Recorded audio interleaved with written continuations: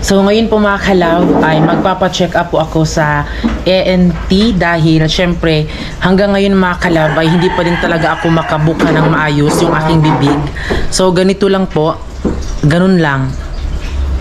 So nag-start ito nung sumakit po yung ngipin ko. So July 27, 2023. May kasal kasi noon, tapos kumain ako ng macaroni, tapos medyo nakagat ko po yung macaroni mga kalab, tapos biglang pagkagat ko parang yung gums niya biglang sumakit. Tapos pagkagabi po mga kalab is lumala po siya ng mas lumala. Kaya ang ginawa ko, nagkumuha po ako ng panyawan, tapos inano ko po siya at kumuha din po ako ng karayom. Tinadtad ko po ng mga panyawan ay parang nilagay ko po dito sa dulo po ng aking bagang kasi dito po ang may masakit. Tapos itinula ko po yung panyawan gamit po ang karayom po. Hindi ko naman po tinusok yung gums ko sa karayom. At ngayon hindi pa din siya nawala. Kaya bumili po kami ng toothache drop mga kalab. Kaya yun po, sobrang hapdi niya. Nung nakatulog ako, pagka umagahan mga kalab, hindi na ako makanganga ng maayos. Kaya biglang sumakit yung dito ko, yung lusay kong sa Bisaya. Tapos lumaki po yung sabad ng dito ko.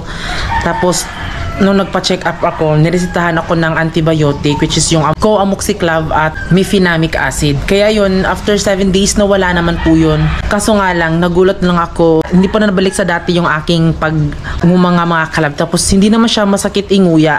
Parang lang, medyo nakakangalay lang siya. Samahan niyo po ako magpa-check up po doon sa Butuan City dahil syempre naghanap ako kung saan pwede yung ENT. Kaya maraming salamat sa mga nag-advise po. Kaya ngayon po medyo kinakabahan ako kasi diba hindi nga ako nagpapabunot ng ngipin dahil kinakabahan. Ito pa kaya. So sana kung ano ang resulta, sana hindi tayo makagastos ng malaki. Medyo kinakabahan din ako mga kalab kasi hindi ko alam kung ano yung resulta kasi alam nyo naman, takot-takot naman ako sa mga kunwari kung may pwedeng ipa-opera dito gibali sa aking ngipin or ano ba. So samahan nyo po ako mga kalab. So ito po ay, ngayon po ay August 7, 2023 po mga kalab. Ngayon po mga kalab, isamahan nyo po akong pumunta po ng ENR doon sa Butuan City. So let's go!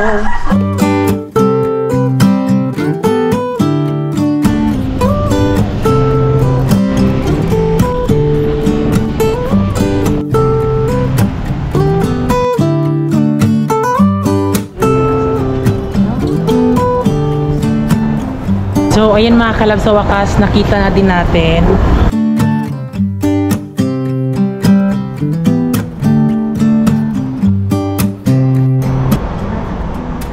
Unik din siya. May problema yung videos. Kasi nga dos. Ano ra ka nga? Naghubag man siya ato, tas ila rin ka nga. Karon yung gibati sa ears. Gamay na lang siya, masakit bitaw pag bunganga ko, tas mura bitaw pag mahanginan siya kay masakit. Muhamang yung ear is nag-bulge siya sa sulod. So, kasi kailangan ko na siya i-cleaning. Una nagsugod akong sakit sa ngipon kay kanang may Kasi daot. kung na siguro yung ngipin mo rin. O yan siya sa dental dito, maldiration oras. Hindi sa pagkakon.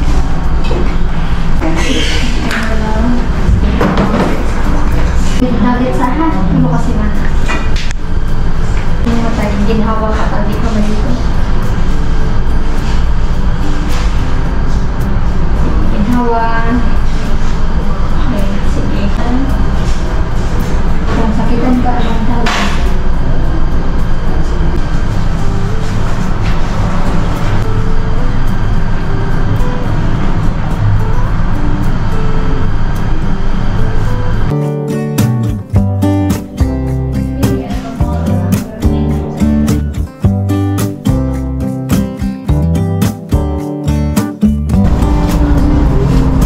Mga kalab ay tapos na ako doon sa ENR at my God, nagulat ako kasi biglang inano po yung ano ko mga kalab, kaya sumasakit po yung ngipin ko mga kalab.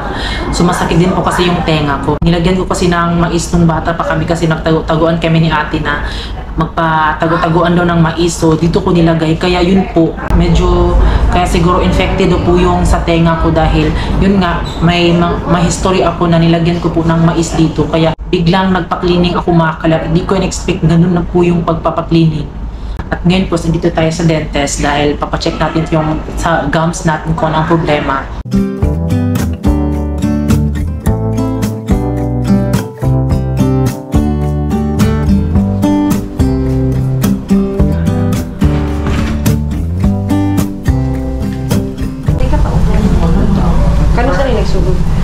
28 July.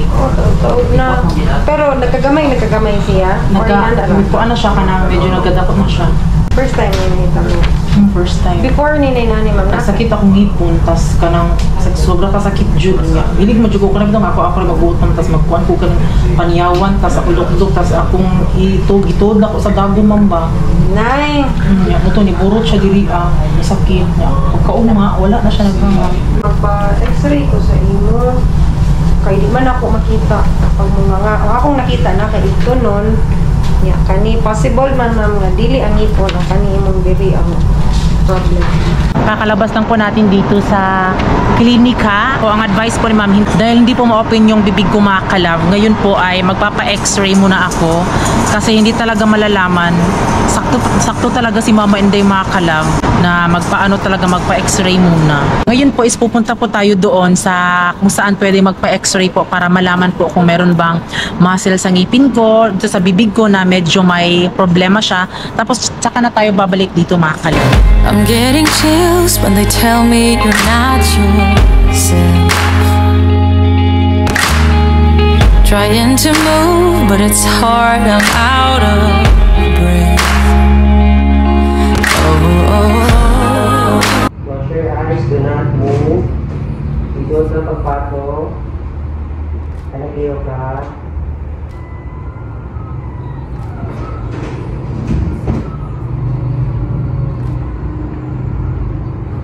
Kaya na sa liyo. They're running in circles, circle of fools. Whatever we will miss, got nothing to prove. But in the dark, I'm starting to. Whatever they call us, whatever they'll do.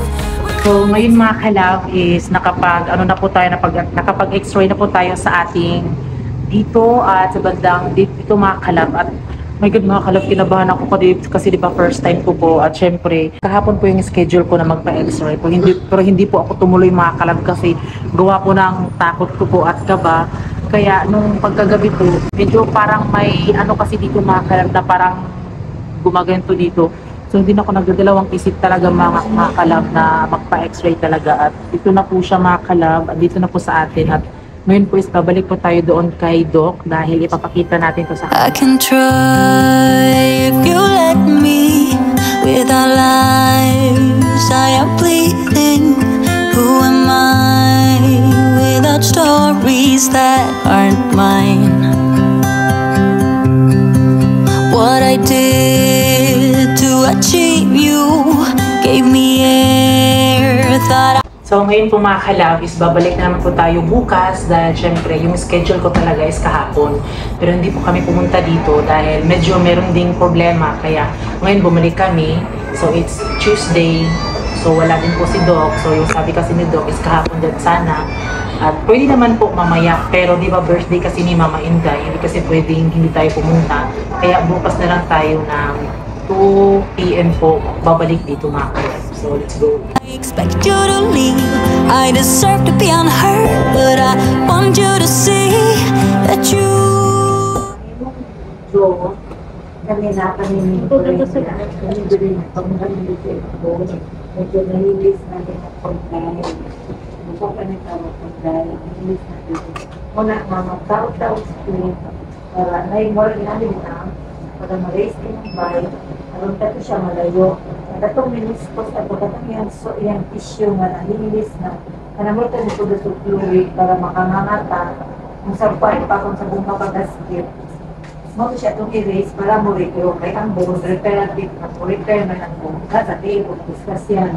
Mag-stainless ma-repair. Atay lang ang ginagawa sa repair. Inya ito sa tatay. Ang kaning ko ma-repair. So pa ko erase ang bite, masaka imong spleen, masaka imong condyle. So, mag-grow ito nga po. Muna, atong i-midline para pag magtanggal ka sa spleen, more than i-midline. Kung mamatag sa spleen. Gawas pag yun, kagdan ka kay dito. Either kanikod siya, nakakasakit sa iyong ipon na may pagkalit. I can try if you let me. With our lives I am bleeding. Who am I without stories things that aren't mine. What I did to achieve you gave me air, thought I had to. I'm untrue, it's not pretty. Kasi mag-earringing na yung doktor. May mag-ginanap siya. Kasi cute naman. Hindi kami mo paayo ka ron. Kasi doon may bungol. Bungol. Wala makikita na. Paano na balik na na? Pa-repair na. Saan ay tayo mapukul? Balik ka ha? Kaya ano para makulian na. But I want you to see that you. Yung finding po sa aking bibig mga kalab kung bakit hindi ako makanganga dahil lalagyan po ng splint for the TMJ disorder mga kalab kasi para sa akin mga kalab meron pong nakitang medyo may parang pa TMJ disorder na po mga kalab yung aking bibig kaya hindi ko siya maano kasi yung aking buto dito mga kalab at sa bandang dito mga kalab kasi nagkadikit na po siya mga kalab kaya kapag nakanganga ako sa medyong jaw ko dito mga kalab ay talagang medyo nagkadikit na siya at medyo numinipis na po yung sa may jaw ko mga kalab at yung sa may dito is nagkabangga kasi sila kaya kailangan po siyang lagyan po ng splint para masanayan po ng aking ngipin na doon po siya sa kaniyang mismong pwesto niya talaga kaya yun po pupunta na po tayo doon dahil lalagyan na po ng splint po yung aking ngipin sa bandang dito. So let's go!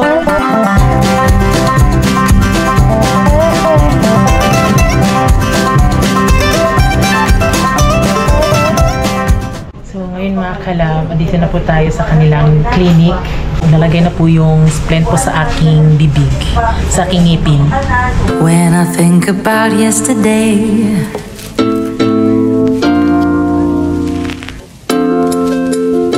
my oh my, my oh my, a kiss and so I did.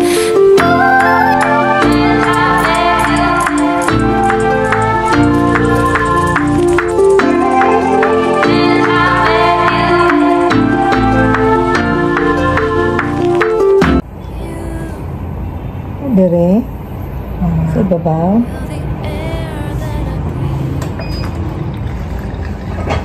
Kani half lang kay di man ako makuha imong sukod ha.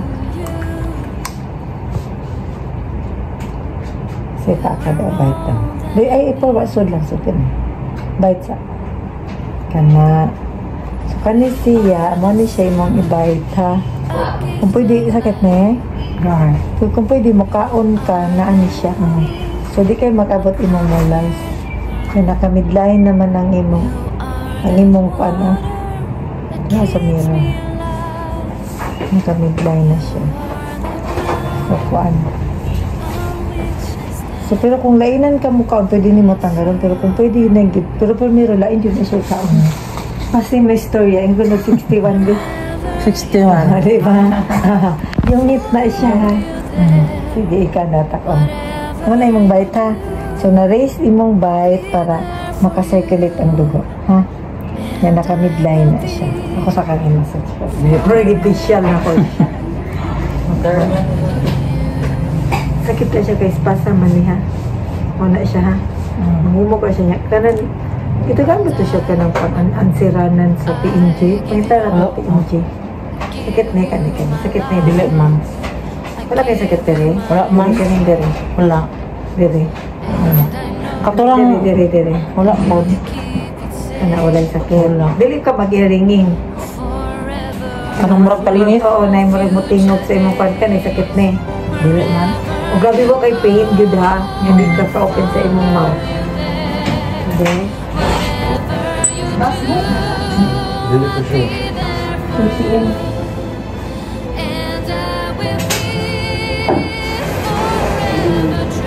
Lagay sa sumalan sa kuan. Tingok sa screen. Sarang retainer na pa no. Kasi yung gamiton ha. Kung pwede mo kaon. Pero kung lainan dito, hindi mo ka ikakausap ko tarong, kung ano na lang ka ng tanggala. Pero after kaon, ibutang sumuna yung mong sudlanan. Mo sana niya, mabalik ka na ako after 2 weeks.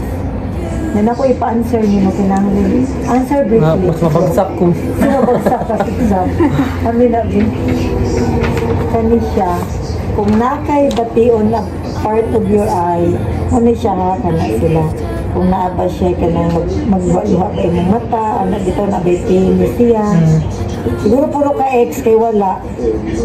Nga ka nang magluha ba yung mata, ana ha? Part of TMJ ba yan na sila? Sa mouth, kani ka limited ang imong pag-open ha. Ana siya niya. Kani sa teeth, dili ba nagsakitan na ni mangipon? Kaya mo siya Pwede na balik na ni mo. Tanawa ha. Ana pagtanggal na. Ana. Nga sakit ni mo mangipon dirion niya ha, kaya siya nahugot. Pero mawala ra na ha. Dili pa ni siya ha, kaya napa-ini siya lang ni kaya di man kakanganga, di man ko kasukod. Pagkaroon nga naka midline na siya, makahinahinay na din ka na open sa imo. Dili mo gi-kuan og mga ka. Asa kutob naman lang ka. Dili pa. Sige lang, basta kay kuan maganganga ka. So, tapos na pong nalagyan ng splint mga kalab, pero para tayong nanguho nito. Kaya maraming salamat kay Doc. Yan. Ayan sila. Hi mo. Hi. Masyadong gusto i-shout out. Robinson's Mall, 3rd floor. Just look for Dental Clinica Dentista. Dali Dali mo pa Andre. Here, we're located at Montilla Boulevard, North Montilla Boulevard, in front of BDO, at the back of Mercury Drug. Diyos pa ka siya mga kalab. So, meron din po akong i-answer mga kalab for TMJ mga kalab. At ayan, so si Francis po ay siya na lang po talaga yung mag-vlog mga kalab kasi hindi na ako makapag-ano. I'm a little closer. I wanna dance with you. Everything's moving slower. I don't know what it is you do. Correct ka! Okay, bye! Bye-bye! So, ayan mga kalab, nailagay na po yung ating splint. Ayan. At ngayon, B, dapat ikaw na yung mag-vlog B kasi mahihirapan akong mag-ano. Anong Tagalog sa paglagay mo sa ngipin? Nilagyan na po ng splint. Sabi na kong martin. Splint siya mga kalab. So ngayon mga kalabay, nandito kami ngayon sa RPR mga kalabay. Magbili kami ngayon ng pagkain sa aming baboy mga kalab kasi wala na sila pagkain, naubos na.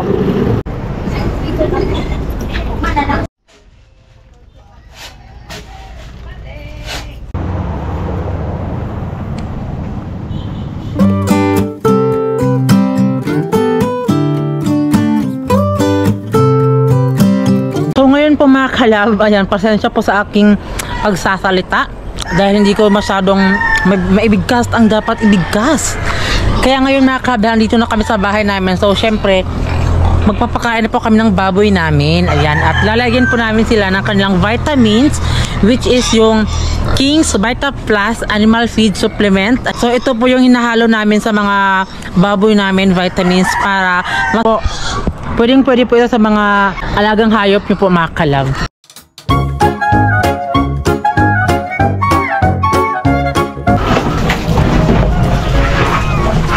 So ganoon po karami yung aming baboy mga kalab. Kasi diba wala kami dito.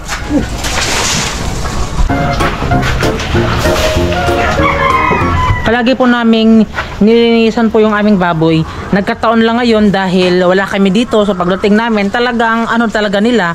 Ayan. Pinapakain na po sila. Ginagamitan namin ng King's Vita Plus Animal Feed Supplement. So ngayon po mga kalab is meron pong binigay si Doc sa akin. So ito po ay TMJ Integrative and Dentistry. Dentistry ba yan? Kayo mag-adjust. Oy, Academy of the Philippines. Ayan. So mag-a-answer. So sasagutan ko dito mga kalab kung meron ba akong mga symptoms of TMJ mga kalab. At ito, ibabalik ko po siya this coming August 25. Yun po.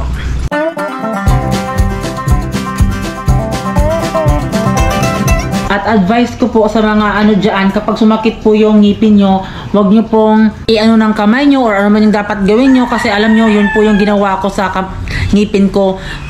Kaya, kapag may masakit din ng ngipin, uminom lang po ng antibiotic, magpa-check up, tapos kapag okay na po yung ngipin, dapat talaga ipabunot siya para hindi siya mas lumala. Kagaya ko mga kalab, takot po akong magpabunot ng ngipin. Kaya ito, mas lumala siya ng grabe. At ngayon, hindi ko na siya may buka, ganon. Medyo limited na lang po. Pero dahil meron na po tayo itong splint po sa ating ngipin, sabi ni Doc is, within 6 months siya iti-treatment.